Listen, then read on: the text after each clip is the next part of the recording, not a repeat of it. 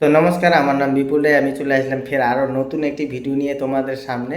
তো দেখতেই পাচ্ছ মার্কেট কয়েকদিন ধরে কিন্তু উপর নিচে হতে আছে। তো এতে ভয় পাওয়ার কোনো ব্যাপার নয়, ঠিক আছে। মার্কেট এরকম হতেই থাকে সব সময়, একদিন বাড়বে, 2 দিন কমবে, ফের আবার বাড়বে, ফের কমবে।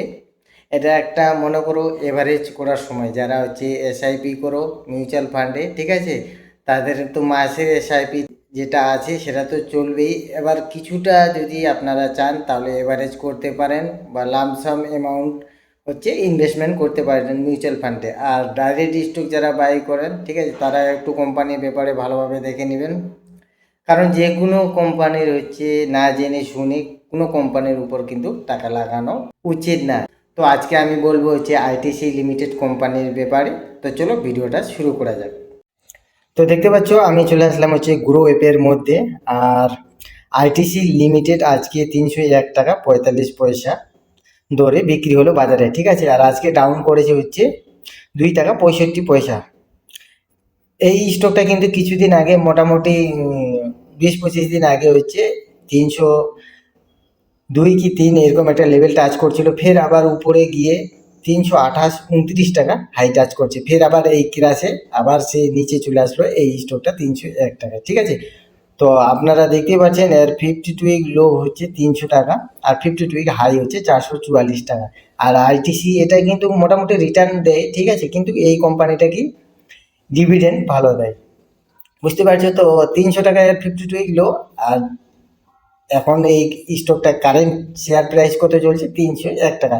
তো বুঝতে পারছো এটা 52 এর কাছাকাছি চলে আসছে মার্কেট ক্র্যাশের কারণে, ঠিক আছে। এটা এর মার্কেট ক্যাপ দেখতে পাচ্ছ 3,80,763 করোড়, মানে লার্জ ক্যাপ কোম্পানি আর কি। আর পিই রেশিও দেখতে পাচ্ছ 10.77। তো আমরা সবাই জানি যে যে কোনো কোম্পানি বা স্টকের ওর পিই রেশিও যদি 20 থেকে 18-19 থাকে তাহলে সেটা একটা ভালো পয়েন্ট ধরা হয়, ঠিক আছে। তো এটা একটু বেশি নেমে গেছে। আর ইন্ডাস্ট্রি পিই দেখতে পাচ্ছ 19.33, তার মানে হলো আইটিসির মতো যেসব স্যাম কোম্পানির আছে সেই সব কোম্পানি থেকে হচ্ছে আইটিসি লিমিটেড এই কোম্পানিটা অনেক কম দামে পাওয়া যায়, ঠিক আছে।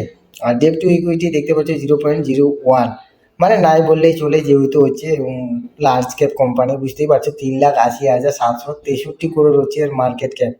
হ্যাঁ। আর এই কোম্পানি রিটার্ন দিয়েছে দেখতে পাচ্ছ, ইনভেস্টরদের পয়সা রিটার্ন দিয়েছে হচ্ছে রিটার্ন অন ইকুইটি 28.33, মানে ওই 28.5%-এর কাছাকাছি, ঠিক আছে। আর ইপিএস আর্নিং পার শেয়ার, মানে প্রতি শেয়ারে এই কোম্পানি হচ্ছে রিটার্ন দিয়েছে হচ্ছে 28 টাকা 22 পয়সা। আর ফেস ভ্যালু তো দেখতে পাচ্ছ প্রফিটটা ডিসেম্বর 2025-এ ছিল 22,281 করোড়, ঠিক আছে। আর সেপ্টেম্বর 2025-এ সেটা 21,840, তার মানে হচ্ছে 1,000 কাছাকাছি হচ্ছে প্রফিট বেড়ে গেছে, ঠিক আছে, ডিসেম্বর 2025-এ সেপ্টেম্বর থেকে, ঠিক আছে।